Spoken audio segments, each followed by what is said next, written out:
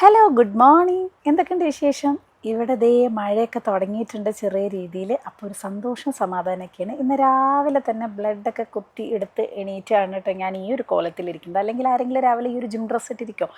അപ്പോൾ ഇന്ന് രാവിലെ ചെറിയൊരു ടെസ്റ്റിങ്ങും പരിപാടി, ആനുവൽ ചെക്കപ്പ് പോലെ നമ്മുടെ ടെസ്റ്റിംഗ് വീട്ടിൽ വന്നെടുക്കും. അപ്പോൾ അതുകൊണ്ട് കുഴപ്പമില്ല. അപ്പോൾ രാവിലെ ഒരു 5:45 6 മണിക്കാണ് ബുക്ക് ചെയ്ത്, 6 to 7. 5:45 ആകുമ്പോഴേക്കും വരുമെന്ന് ഞാൻ പ്രതീക്ഷിച്ചില്ല. അപ്പോൾ ഞാൻ അതിന് മുന്നേ എണീറ്റിട്ടുണ്ടായിരുന്നു.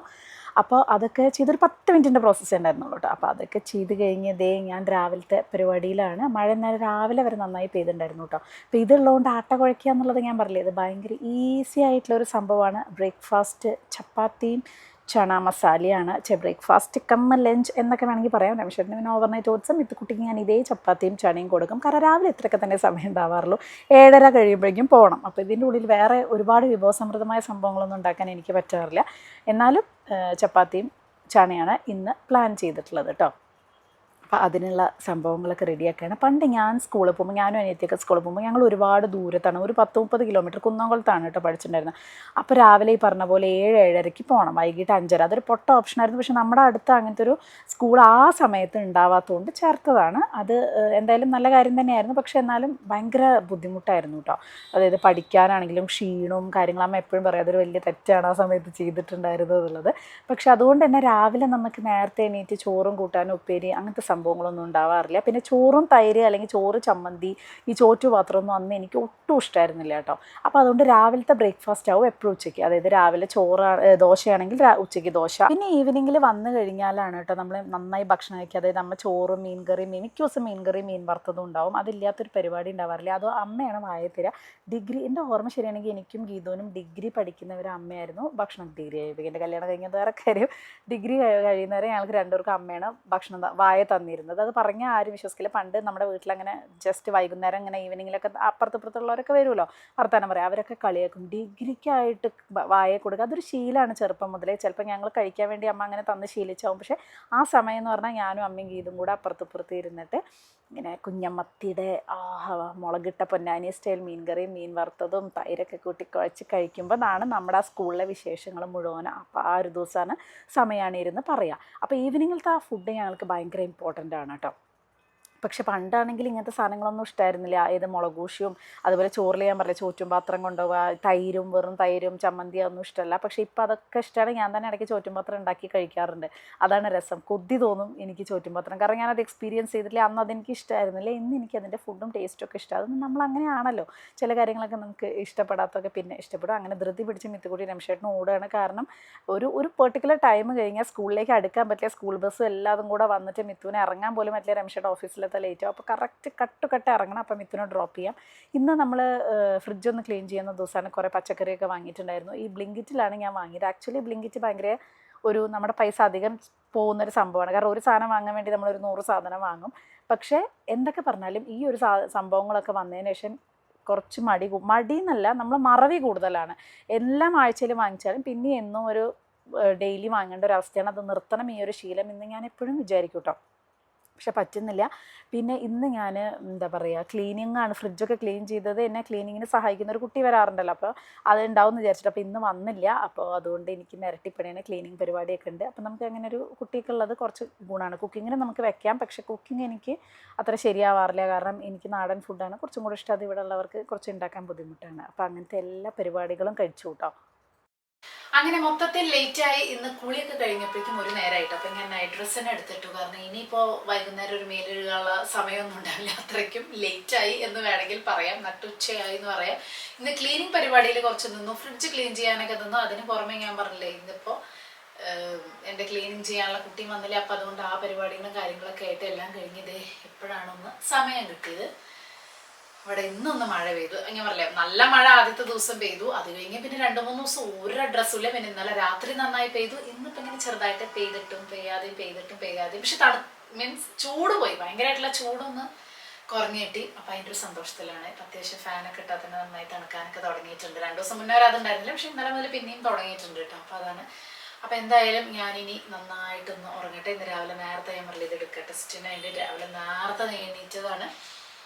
അപ്പോൾ അതിന് മുന്നേ ഞാൻ നന്നായി ഭക്ഷണമൊക്കെ കഴിച്ച് ഉച്ചയ്ക്ക് ഉറങ്ങാൻ പോവുകയാണ്. അതിന് മുന്നേ ആയിട്ട് ഞാൻ കുറച്ച് ഡ്രസ്സുകളൊക്കെ കാണിച്ചു തരാമെന്ന് വിചാരിച്ചു. ആമസോണിൻ്റെ ആണ്, എല്ലാതും ആമസോണിനാണ്. ലിങ്കും കാര്യങ്ങളൊക്കെ ഞാൻ എന്തായാലും കൊടുക്കാം. അതിൽ ഫസ്റ്റ് വൺ എന്ന് പറയുന്നത് ബ്യൂട്ടിഫുൾ ആയിട്ടുള്ള ഒരു കോട്ടൺ കുർത്ത സെറ്റാണ്. ഈ കോട്ടൺ ഡ്രസ്സുകൾ എൻ്റെ ഒരു വീക്ക്നെസ് ആണെന്ന് മാത്രമല്ല, എനിക്ക് കോട്ടൺ ഇടുമ്പോൾ ഒരു വല്ലാത്തൊരു ഭംഗി ഫീൽ ചെയ്യാൻ. ഷോർട്സിലൊക്കെ ഇടുമ്പോഴും എനിക്ക് ഏറ്റവും കൂടുതൽ വ്യൂസ് ഒക്കെ കിട്ടുന്നത് കോട്ടൺ ഡ്രസ്സ് കാണിക്കുമ്പോഴാണ്, പാർട്ടി വെയറിനേക്കാളൊക്കെ. പിന്നെ പോക്കറ്റും കാര്യങ്ങളൊക്കെ ഉള്ളതാണ് ഞാൻ കൂടുതൽ നോക്കാറ് കേട്ടോ. ഇതിനാണെങ്കിൽ ഒരു ജോമെട്രിക് പ്രിന്റ്സും കാര്യങ്ങളും. പിന്നെ റസ്റ്റ് ഓറഞ്ച്, ഇതിന് കുറേ കളേഴ്സ് അവൈലബിൾ ആണ്. പക്ഷേ എനിക്കിതിൽ റസ്റ്റ് ഓറഞ്ച് എപ്പോഴും നല്ല ഭംഗിയല്ല. ആ ഓറഞ്ച് ഷെയ്ഡ് നമ്മുടെ സ്കിന്നൊക്കെ ഒന്ന് നല്ല ബ്രൈറ്റൻ ആക്കും.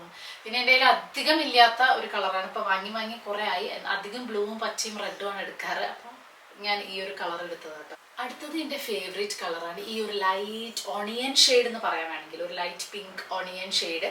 ഇതും കുർത്ത പാൻറ്റ് അതുപോലെ ദുപ്പട്ട സെറ്റാണ്. ഇതും പ്യോർ കോട്ടൺ ആണ്. നല്ല ഭംഗിയാണ് കേട്ടോ. നിങ്ങൾക്ക് ഓഫീസ് വെയർ ആയിട്ടും കോളേജ് വെയർ ആയിട്ടും ഡെയിലി വെയർ ഒക്കെ ആയിട്ട് യൂസ് ചെയ്യാം. നല്ല തുണിയാട്ടോ, നല്ല രസമുണ്ട്. നല്ല ഭംഗിയുള്ള എന്താ പറയുക കളർ. ഈ കളറും എനിക്ക് ഇഷ്ടമായി. ഓണിയൻ പിങ്ക് ഇടുമ്പോൾ നമുക്ക് നല്ലൊരു ഭംഗി തോന്നും.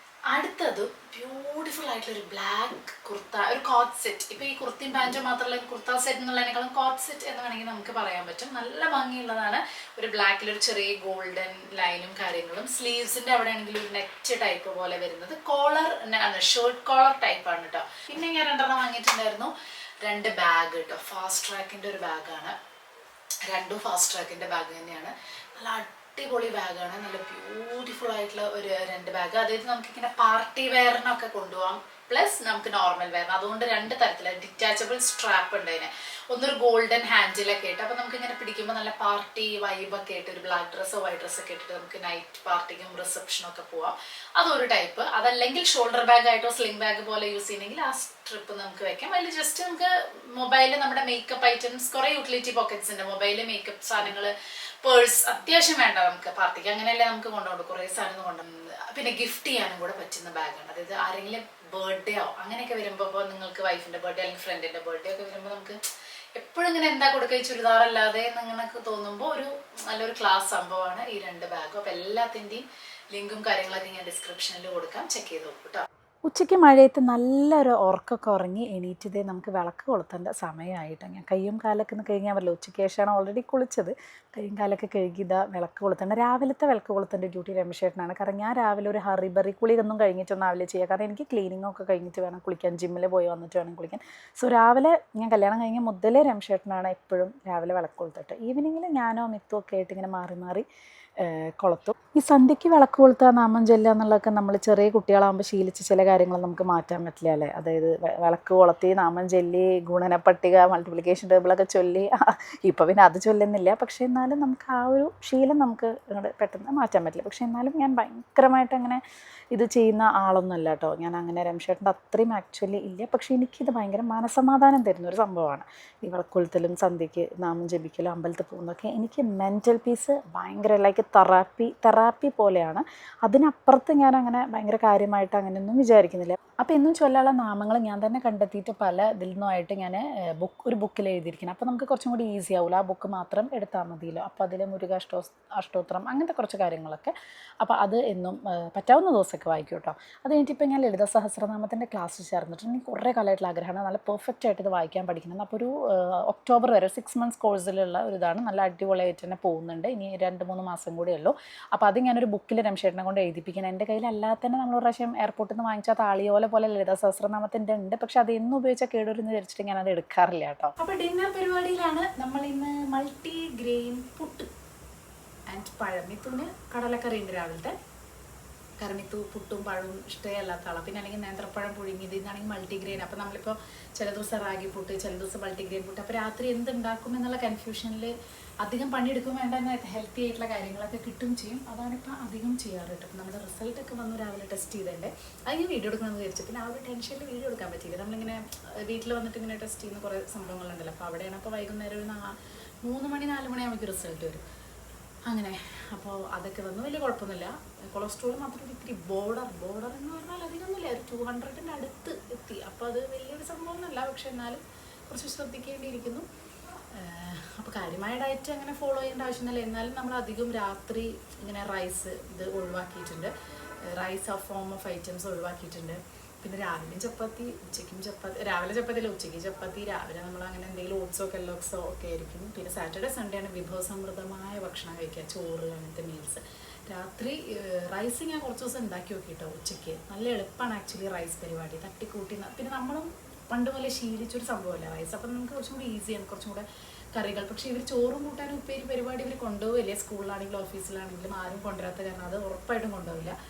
പിന്നെ റൈസ് ഞാൻ എഗ് ഫ്രൈഡ് റൈസ് അങ്ങനെ ഗോബി റൈസ് അങ്ങനെ. പക്ഷേ മിത്തുവിനും അതും ഇഷ്ടമല്ല. മിത്തു പറഞ്ഞത് അതൊരു സുഖമില്ല അമ്മ കഴിക്കാൻ, ചപ്പാത്തിയും കറിയും കഴിക്കുമ്പോഴാണ് കുറച്ചും കൂടെ സുഖം. രമേശേട്ടനും അത് തന്നെയാണ്. കാരണം രമേശേട്ടൻ എന്താ വെച്ചാൽ ചോറ് ക്വാണ്ടിറ്റി കൂടുതൽ അത് ശരിയാവുന്നില്ല. ചപ്പാത്തി ആകുമ്പോൾ നമുക്ക് പ്രോട്ടീൻ ചിക്കനോ ഫിഷോ അല്ലെങ്കിൽ നല്ല പ്രോട്ടീൻ റിച്ചായ കറി പ്ലസ് നിറയെ കുക്കുംബറും വെജിറ്റബിൾ സാലഡും ഒക്കെ കൊണ്ടുപോകാം. അപ്പോൾ അതുകൊണ്ട് റൈസ് ആകുമ്പോൾ കുറേ റൈസ് വാരി തിന്നാൻ നല്ലത്, പ്രത്യേകിച്ച് ശരീരത്തിനൊന്നും കിട്ടുന്നില്ല എന്ന് പറഞ്ഞിട്ട് ഡോക്ടറും അങ്ങനെയാണ് പറഞ്ഞത്. അപ്പോൾ റൈസ് കുറേ കഴിക്കണ്ട, കുറയ്ക്കാൻ പറഞ്ഞു. അപ്പോൾ ഞാൻ റൈസിൻ്റെ ആ ഒരാഴ്ചത്തെ പരിപാടി എൻ്റെ ഫ്ലോപ്പായി.